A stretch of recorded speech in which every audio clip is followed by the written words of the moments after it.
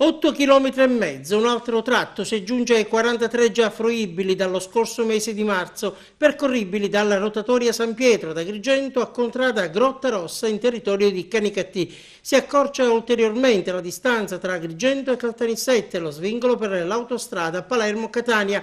È stato infatti inaugurato un altro lotto della statale 640, adesso chiamata Strada degli Scrittori, opera imponente con un costo complessivo di 1.382 milioni di euro, avviata nel 2009 che dovrebbe essere completata entro la fine del prossimo anno. In Contrada Giulfo ha aperto ieri il viadotto che è stato intitolato in occasione della commemorazione al giudice Antonio Saetta, ucciso 29 anni fa assieme al figlio Stefano in un agguato mafioso.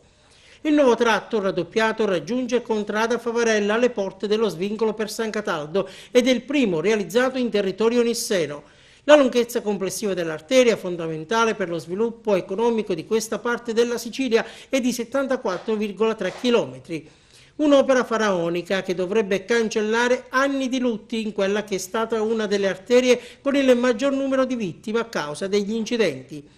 I lavori per il tratto da Agrigento a Grottarossa vennero avviati nel 2009 e allora si parlò di consegna in 4 anni, ma la tabella di marcia dice ben altro. E per di più nel tratto agrigentino, inaugurato poco più di 6 mesi fa, i disagi sono sotto gli occhi di tutti, legati al mancato ripristino del ponte Petrusa. E in tema di opere incompiute e di ritardi, ricordiamo che nel 2012 vennero avviati i lavori per la realizzazione del secondo tratto nisseno, 44 km da Contrada a Grotta Rossa all'ingresso per l'autostrada A19 Palermo-Catania, completamento in 4 anni si disse, ma anche questo termine non verrà rispettato.